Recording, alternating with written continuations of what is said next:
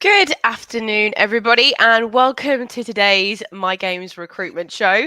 I am joined. Well, we're going to be talking about the 4 C's of recruitment marketing. So we're going to talk about the 80% results come from 20% of your marketing activities, which we're going to ask the very orange Mike about today. You've been tangoed, big guy. What's going Been on? tangoed today. Did you just say I've been joined by Mike Ames like it's your show It again? is my show. Yeah, we are going to talk about marketing, I think, today. Yeah. So, like on that, Mike, on that page we just had in, you said we are going to be talking about the 20% that makes 80% of the difference when it comes to marketing. For those of us who don't have statistic degrees, what are you talking about? What's that? Well, it's the Pareto analysis. It's common, I think. It's a thing, really. But the basic tenet is that a small number of things that you can do can have a massive effect. And then a whole bunch of other things that you do have very little effect at all. And normally, the very big bunch of things that you can do that have no effect at all are the ones that people like doing. Now, marketers are a great bunch. I work with marketers. I love them. I love what they do, blah, blah, blah. But there are a strain of marketers that just do stuff that's pretty or attractive or easy to do or things that they can easily measure. And therefore, they're attracted to those. The smarter marketers, the ones I work with, boys and girls, are really all about how much money does it make. I mean, that's the bottom line, to be honest. If you're going to spend some money, then how much is that money is going to come back to me in a return on investment multiplied by how many? What's the multiplier? And that's what it's all about. And I think if you focus on marketing really on the return that you'll get, then you'll be led to these 4 things that we're going to talk today. Okay. So what I'm getting from that is this is very much 1 or 2 steps from the money rather than the pretty marketing, which is, well, in my experience, there isn't necessarily a link between that and the money that you can measure. Is that what you're Well, saying? might be. We just don't know. Yeah. Who knows? Okay. All right. Fantastic. So before we sort of get really into the 4 C's, Mike, I do have a question. Historically, you've been derogatory towards marketing. Less than enthusiastic. Less than enthusiastic. You've said on multiple occasions you grew a £40 million business, which is in today's money worth about 75 mil, with absolutely no marketing spend whatsoever. But now we're having a whole one of my show about marketing. So what's that U-turn about there, big guy? Good question. Okay, so first of all, that's true, right? We didn't spend any money on marketing. I mean, it depends what you count as marketing. We used to take people out and get them drunk a lot and have lunch with them a lot and have beer and curry nights. And I'd say that's client care, no? yeah, that kind of stuff. We did that. But the traditional marketing, I just did none of it and was proud that we did none of it. 0 marketing spend. But that's because I was ignorant. I didn't really understand what marketing was or what it could do for you, or this sort of stuff that we're going to talk about today, the things that make a big difference, really. Had I known that, then I would have had a £150 million business in today's money, let alone 75. Because what these things are tools, and these tools are very powerful, as you'll see. If you can master them, it changes everything. And so, well, I was wrong. There you go. You don't hear that very often, do you, Kirst? I've got that on recorded, so I might have that as my ringtone. And every time you ring me, I was wrong, I was wrong, I was wrong. Just repeat. Okay, all right. So what I'm getting from this is going to make the lives of business owners easier, these 4 C's, and they're going to get more money from it. I'm a huge fan of that, as I'm assuming people are watching this. So can we now sort of delve into those 4 C's? Yeah. Is it time? Yeah. Okay, let's start with content then. Okay. Now, we live in a content age. It's everywhere. This is content that you're watching now. It's everywhere. When you make a blog post, it's content of one sort or another. And content, quite frankly, if I can just define it for you, it's something that people find useful, i.e. of practical use, interesting, or thought-provoking. That's it. So if you can produce stuff that ticks 1 or more of those boxes and put it in front of the right people, then they'll react positively towards it. Right, now, let me tell you something about the way in which people buy things. There's a thing called the buying cycle. What the buying cycle is that all of us have a period where we think about buying something. Say a new car, for example. Right, okay, the car's just broken down, or it's looking a bit shabby, or I've had it 10 years or whatever. So because of a trigger, I'm now thinking about a new car. I'm not buying it, I'm not out there, beginning to think about what I'd like to buy and looking at the different models as I drive around. This is called the pre-buying zone. I move out of the pre-buying zone into the buying zone when I'm then out actually in the real world, trying cars out, talking to salesmen, getting quotes on things. Then I make a decision, and then I go into the not interested zone. And I'm in the not interested zone really until I go back some years in the future into the pre-buying zone again, and the cycle repeats itself. That's how most people buy things, whether it's a jar of coffee and the cycle is very small, or whether it's hiring a recruitment agency for a vacancy, or putting a recruitment agency on a PSL. Mm-hmm. We're not interested, we're not interested, we're not interested, or we are interested, we're buying, we're not interested, we're not interested, right? So if you approach someone, therefore, when they're not in the pre-buying zone, they're not really going to engage with you. It's like, well, I've already got suppliers, I'm busy, get out my face. If you can even get to speak to them in the first place. What content will do, if it's useful, interesting, or thought-provoking, or all three, is it'll change the narrative away from buy this thing from me to look at this interesting thing that you'll find useful and will add value to you. Changes everything. And if you do it in the right way, you can then begin to draw people in with more content, like these kind of things, like an event. Because what an event will do, it's content just the same. What an event will do is take someone who's perhaps in the LinkedIn sphere out there and brings them closer to you, so you know who they are. They've what's called self-selected. They put themselves forward because they're interested in the content. But if they're interested in the content, therefore they're kind of interested in you as well as the provider of that content. Okay, I have a question then. So, if I was watching this being the skeptic that I am deep inside, growing up with a salesman as a father, then I'm thinking, so I'm just posting it to my LinkedIn and expecting people to react with me? Am I doing it in a very passive sense? No, let's talk about that then for a minute. So there's all sorts of different kinds of content. We can do a whole show on content. I think Pete has actually I somewhere. think he has. Yeah, we could do another one. But there's two kinds of content: thin content and chunky content. So thin content is very easily consumable. As a metaphor, think newspaper. You buy it, you read it, you chuck it away, right? Two bob and a conker. It's very cheap. It's consumable. You use it and pass it on, like a LinkedIn post. It has its moment in the sun and then it goes. Chunky content is something that took a longer time to build, perhaps certainly cost time, probably cost some money as well to put together, but it's something that somebody's almost prepared to pay for. So you can imagine them saying, you know what, I would pay for that, actually. Right. You've done that report, that insight report. No, I would pay for that because I really want to know what it is. And I know you put a lot of effort into it. So thin content, what that mostly does is remind people you exist, helps you communicate some key messages, which I'm going to talk about in a second, encourages interaction, and helps people to self-select because it's something they're interested in. So it's much more passive. You're expecting the viewer to sort of interact with it mostly through their own choice. I think there's a passive, there is a passive element to it in the sense that you put it out there and you can just leave it if you want and it'll still work for you. But actually, it's better if you interact when people interact with you. So it's good with that, right? So that kind of thing. So small blog posts, LinkedIn, whatever.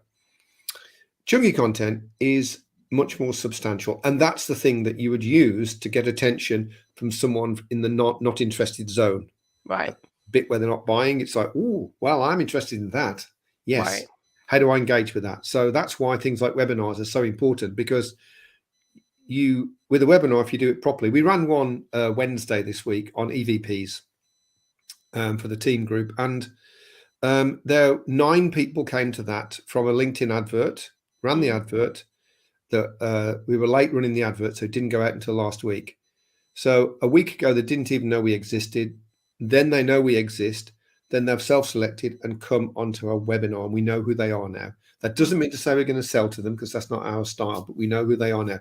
They've self-selected. They're in the sphere. We're aware of them, and we can begin to add more value to them and bring them forward. So it's a really cool way of being able to add value, to differentiate yourself, because the content that you produce, the better quality it is, the more it stands out, and therefore the more you stand out. And of course, don't forget with content as well, this doesn't have to be your content.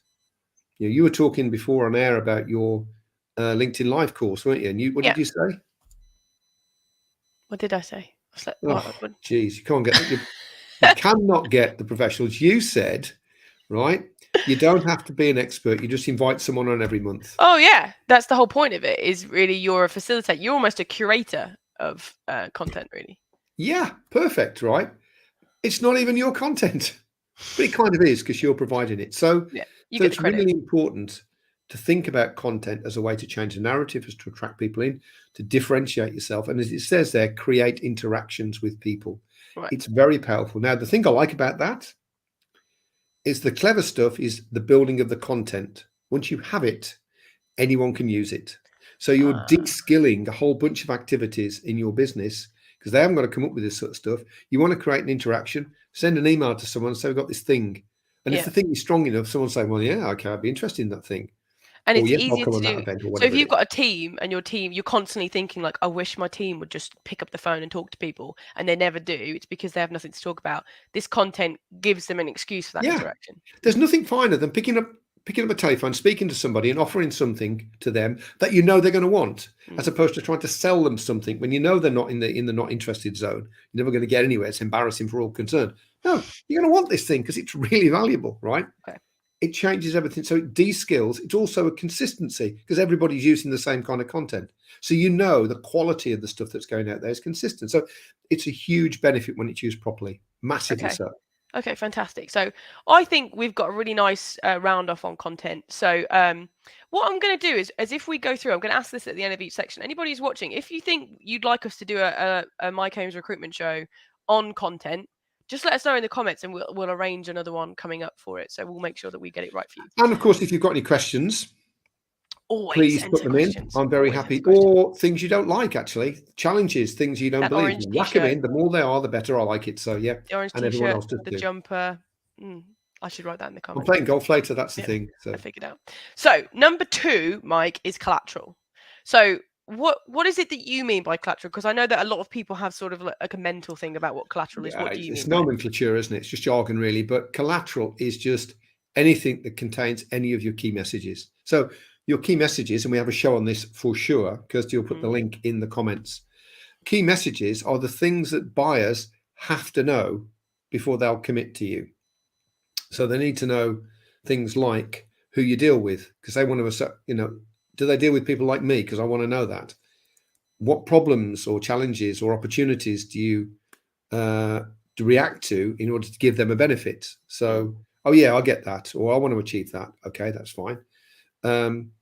What do you do? That would be good, wouldn't it? So it's a very clear idea of what you do, how you're different, why people use you, proof that you're good at what you do, so credibility. So these are all key messages that you need to communicate. Now, in the old days, you would communicate those in a sales pitch. Turn up and say, right, let me tell you, we deal with blah, blah, blah, right? And you can still do that. People still do. But really, we can begin to send these key messages out in very small chunks. Whereas before, it would be a brochure where they all were, You or have to say brochure or website maybe. website where they all are and everything. And that's great. You can do that. But people's attention span has gone. So what we want to be able to do is first of all, define the key messages. Can't tell you how important that is. Again, it's a tool because it de-skills the communications effort. It's not, people don't have to think and be good at communicating what's important about your business because you've told them what it is and trained them to communicate it there. So, and the spoken word is a form of collateral, of course. But also, you've got it in your PDFs, your little one pages that you hand out, you've got on your website. But you can also put it into bite-sized chunks on the internet. You can stick it out in posts and what have you. You can put it in your content as well if you're very I was going subtle to say, about can it. you combine the two? Because it sounds Yeah, like they're very yeah. closely intertwined, these two C's. You just have to be a bit careful about not putting too much in there that's not of value to the person that you've sent the content to. So, you know what I mean? You've seen those things where a bit of content and then massive sales pitch. It's Yeah, like, I hate them. well, It I infuriates know why you me. did that now. Yeah, so no, It's no, more no, no, no. subtle or subliminal. Is that what you're trying to A say? little It bit, should be yeah, a little bit careful. subliminally in A your little, content. illustration, a little example in the example that you put in there. It makes it clear what you do. Say, for Yeah, example, that could do okay. that. Or Subtle. you're talking about differentials. So let me just tell you some of mine. You could do that or whatever. Very subtle, but you're getting the point across. And what they call it is a jigsaw. So in the past, you'd buy the whole picture, which would be the brochure.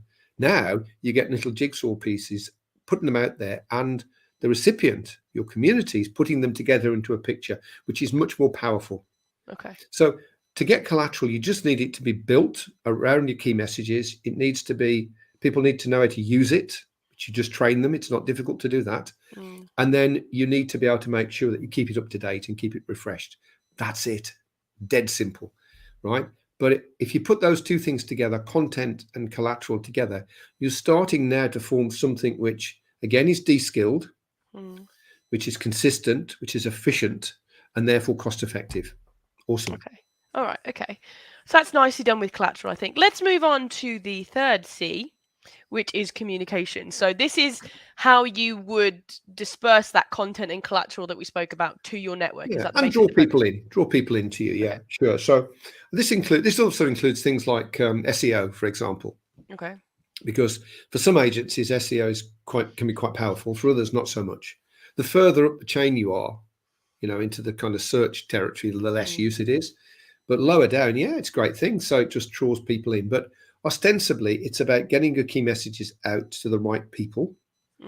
And it's about setting up opportunities for those people to self-select. It's those two things added together. So in other words, Okay, no, carry on. I thought you were going to sneeze there for a minute. No, I would mute myself if I was going to be like that. So in other words, you put something out, people read it and react to it. Okay. Like LinkedIn posts are a perfect case. That's LinkedIn is a platform you can put stuff out on, content out, and it encourages people to interact with you. And whether that's just a like or a share, or whether it's a comment, whatever it is, you designed your communications mechanism to do that. Email is another one. We did a whole show on email once, newsletters. Absolutely fantastic. You can get a load of stuff out there, and you can then get people to self-select because they react to what you've sent them. And very often what they'll do is react to the email, they'll reply to the email that comes through, or they'll click on things and you can see what's happening and you can gauge how people are reacting to the content that you put in place. Okay, so I've got a question. So, we spoke at the beginning about sort of softer, the traditional marketing, the one that this to me sounds the closest to that. Like if I was to think about what that would be, it would be sending stuff out and hoping that people would, posting stuff online and stuff like that. How is it that close, or is it actually more I think, subtly it's different? similar, I suppose. Yeah. Because events, seminars are a form of communications in a sense. They're also content and collateral, a weird thing really. And the idea is, say, marketing, well, we measure how many people come to the event. Well, we don't care. We don't care how many people come to the event. We care about how many of the right people come, and we care whether we've moved every one of those people forward closer to becoming a client. Yeah, we care about that. Okay.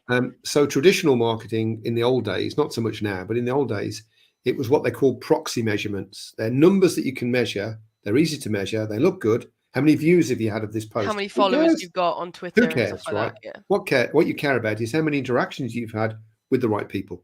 That's the true measure. So collateral, communications, it's very easy to get sucked into proxy measurements, which are the wrong things, really. So it's sort of like that, but with more like hooks in it, or more tests of self-selection. It's more purposefully designed to create interaction rather than to create You have awareness. to Is that what you're decide. saying? Well, you have to decide what your post is for. And posts, if you look at LinkedIn posts, for example, and that is only one way.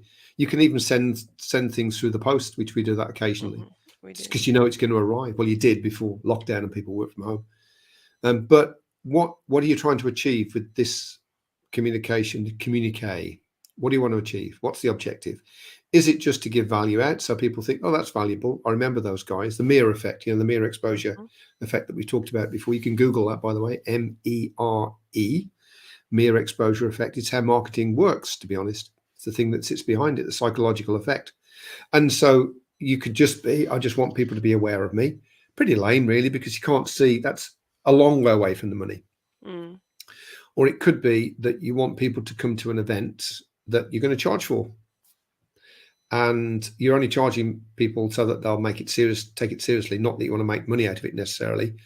Well, that's much closer to the money. And the people that come are obviously interested in what it is that you're talking about. And that thing should be only one step away from the money where you are, whatever it is that you sell. So if you think about the communication lines that you have, think about the formats: video, written, audio, and visual. So you can begin to think about what you want to get across, value or key message. You can think about who you want to send it to, how you're going to get it to them, and what format it's going to be in. That's communication, really. Okay, all right, that's nicely summed up, I feel. So now I feel we can move on to the final one, which is campaigns, which is actually quite a big thing, campaigns, isn't it? There's a lot. Well, I feel like I'm saying this a lot, really, but we did a full show on this ADA campaigns, ADA in general. But the thing with campaigns is that from the point of view of a business owner, say, and you're getting close to saturation point, you bring in most of the big clients, and you know that you haven't got much space left to bring in more, and you're trying to manage the business, it's growing, and yada, yada, yada. But you know also that it's difficult for other people to do this, to go out and do what you do. And you know, beyond that, if they do start to do that and they're not tied into your business with a big chunk of shares, there's going to come a point where most of them think, just like you did, I could do this myself, actually. Why am I giving, 60% of what I earn to the company? I could keep it all if I left, because I can do the whole thing. So there's this problem with starting a conversation with high value clients who don't feel that they need you in their life, because they already have suppliers that do what you do. The PSL isn't under review. They're busy, they haven't got any need right now. There's a whole raft of reasons why they don't want to engage with you. And you've got to have a certain skill set and experience to be able to get around that, or a big network, which will get you around it as well. Well, of course, if you've got somebody that's been in the job 3 years, they don't have any of those things. If you give them an ADA campaign, it de-skills that process of starting a dialogue. And what normally ADA campaigns do, you can have a direct or indirect. So if it's direct, it's selling a product or service. We do this, I want to talk to you about it. So you're basically trying to hit people in the pre-buying or buying zone. Okay. Right. It's a smaller target, but if you hit it, there's a much greater chance that you're going to make some money. Quicker. You can go indirect, which is around content. Look at this thing you'll find useful, interesting, or thought-provoking. Oh, that's really interesting. I'll engage with it. And then gradually draw them in to a process where there's more and more content, giving you a chance to communicate your key messages, build rapport, get an opportunity for someone in your organization to speak to someone in their organization, probably them, and begin that conversion process, right? Campaign will do all that. It's developed centrally, like all of these things are developed centrally. It's called a leveraged activity because it's developed centrally, but it's leveraged then throughout the whole business. And pretty much anyone can do it. Melanie, my PA, runs my campaigns. No disrespect to Melanie, who, let's face it, runs this business, but But she's not a marketer, doesn't really want to be, hates the thought of it, in fact. But she can run those campaigns and start a dialogue for me with people that I want to talk to. So it's not difficult to do that once it's designed and you know that it works. So these are all marketing activities which, when you put them together, actually generate relationships. They generate opportunities to interact. They build up your brand. They differentiate you. They do all the things that, where we started this conversation, in my first business, when I did no marketing, we did all of those things, but we had to do them face to face on a one-to-one basis. And I guess it was more haphazard as well. So some people would have done certain parts of it a lot better, and certain people will have not liked to do any of it. And then you get the odd one or two people. I know the names of people who would have done all of it. So it was less consistent across the whole company, do you reckon? Massively so, yeah. And if you want to build a strong brand, one of the things that you need is consistency. Everyone knows that. And that's why the big companies spend literally millions of dollars a year maintaining a strong brand, keeping it consistent, to a brand Bible. Well, you kind of want to do the same, no matter if your business is small or big. You want a consistency. If I deal with anyone in your organization, I'm going to get a consistent service. And part of that is how you interact and how you cultivate relationships. Now, you support and maintain relationships. And I happen to think, I'm a firm believer, in fact, that the more you can centralize the production of this content and then roll it out to people, the more consistent, the easier, the cheaper, and the safer it will be. Because I'm telling you now, if someone leaves, they can't take all these things with them. They can't take your content or your collateral. They can't take your communication system, and they certainly can't take your campaigns. They can try and recreate them. Well, good luck with that then. But they can't take them. So you just bring someone else in and train them to use these tools. These are what they call power tools, sales power tools.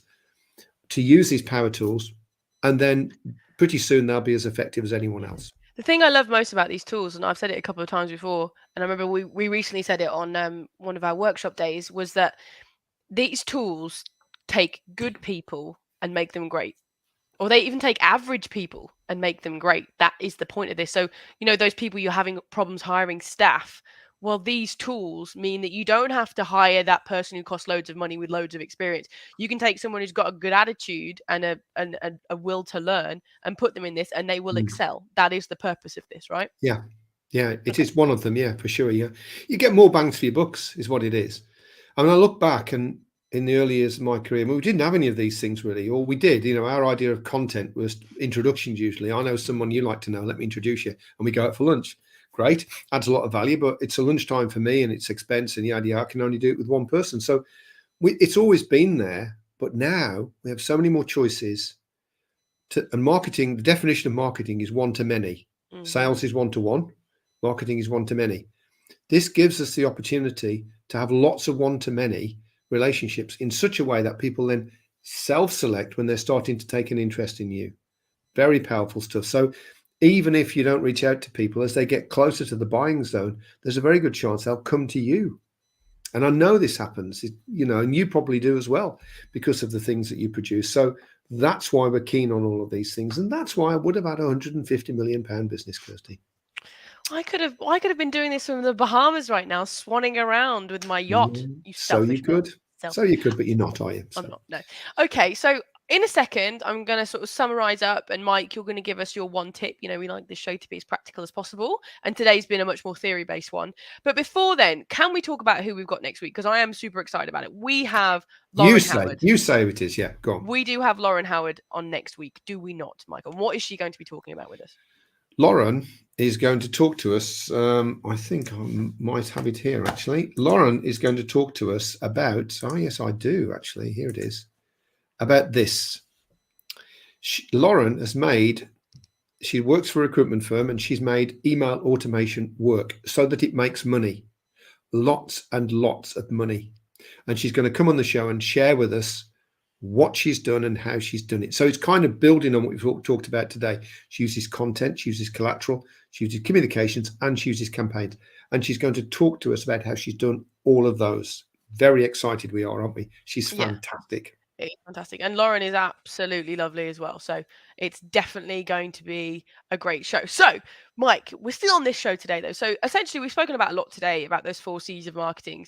But if I were to sum up sort of why we've spoken about them, it's that they deskill the process so that you don't have to do a lot of those kind of $10 tasks, $100 tasks. You just focus on the $1,000 tasks that's going to move your business forward. It boosts consistency across your brand. Whether you've got new people or older people, is a consistent message going out and consistent treatment of your clients and prospects. Your costs are lower, and no one is depending on you as much, which means you get to do, as a business owner, that thing that you started a business for, which is to have the freedom to do what you want and when you want. That's true. And also, there's less dependency on other key people in your business. So if they left you, it would really hurt you. Because the power is in the tools, not in the people. People have just got to operate the tools, really. Sounds a bit cold, doesn't it, really? But I don't mean it to be, but that's the truth of the matter.